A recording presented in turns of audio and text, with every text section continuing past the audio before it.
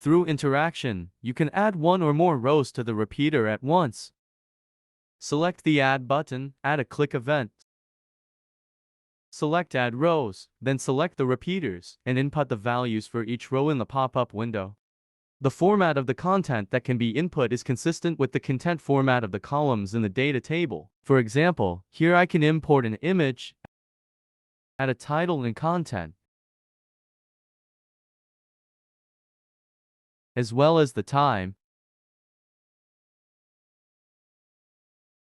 Preview the prototype. Click the Add button. The repeater adds a line of content that was just entered.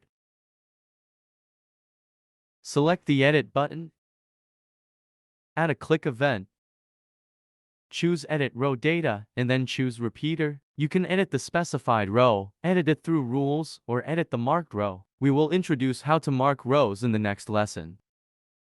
If you have selected rows, you can enter the rows to edit, or if there are multiple rows, separate them with commas. Then click the Add button to choose the column to edit, choose Image, and then choose Image Format. Import an image. Then select and edit the values of title, content, and time respectively.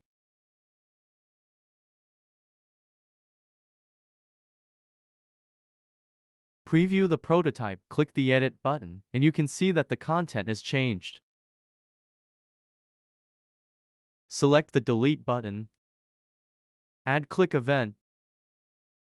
Choose Delete Row, choose Repeater. You can delete the specified row, delete the row through rules, or delete the marked row.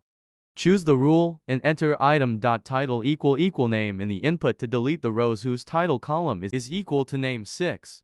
Preview the prototype. Click the Delete button, and the last row has been deleted.